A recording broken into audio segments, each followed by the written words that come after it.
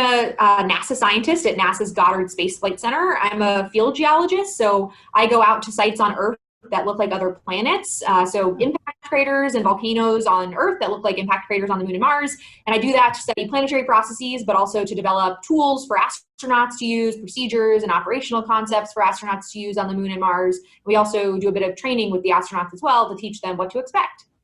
Very cool. What a cool job. Wow. Okay, so Kelsey, let's start off with the International Observe the Moon Night. Happens this weekend. Tell us about it, and why should people be interested in this? Yeah, International Observe the Moon Night is Saturday, September 26th, and it's the one day a year where we invite people all around the world to connect with the moon, whether or not that's, observing the moon, it's learning about the science and exploration of the moon, and it can even be thinking and talking about your cultural and personal connection to the moon. The reason it's on September 26th this year is because the moon is in its first quarter phase, which means it's highest in the sky at sunset, and about half the moon is in light and half of it is in dark, which means that that line right between light and dark, it casts some pretty dramatic shadows, which can make it really easy and exciting to look at some of those exciting features on the surface. So Kelsey, we see the moon all the time, right? Whether it's during the day or at night, why do we need to look at the moon? Why are we trying to draw attention to it? Yeah, so there's a lot we can learn still about the moon. First of all, it looks a lot like our own planet, believe it or not. It's got impact craters, of which we have a couple hundred here on Earth. It's got lava flows, of which we have many here. It's really interesting. I like to think of it as the moon is kind of a witness plate for the solar system and even for our own planet. Our planet has pesky things like water and vegetation and plate tectonics, which can obscure the geologic record. So by actually going to the moon, which is not all that far away, we can learn about the evolution of our own planet by just going to the moon. So speaking of going to the moon, we humans and actually a woman plan to go to the moon. Tell us a little bit about that.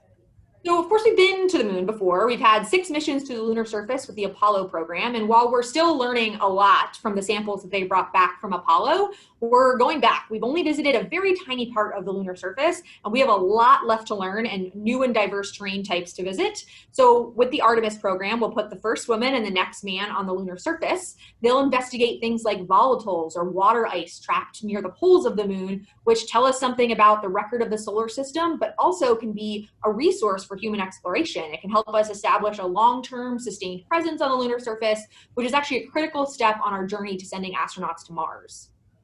That's so cool. But, obviously we all can't go to the moon. And that's why we're looking to this weekend to hopefully get a lot of people to come out and just look at the moon, maybe in a way that they haven't before. What are some things that you would encourage some people to look for, whether it's in their own backyard with the telescope or binoculars or maybe some other ways to look at the moon?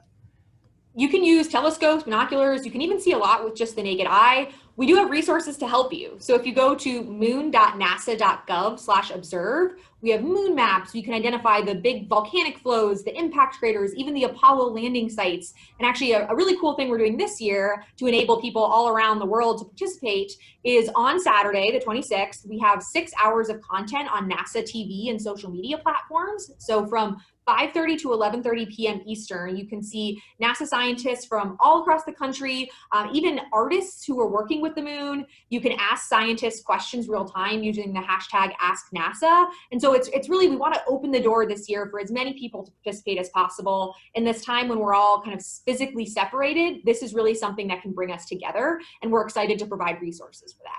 I love it. Kelsey, what's one thing, you may have already said it, but what's one thing about the moon that most people just don't know about it?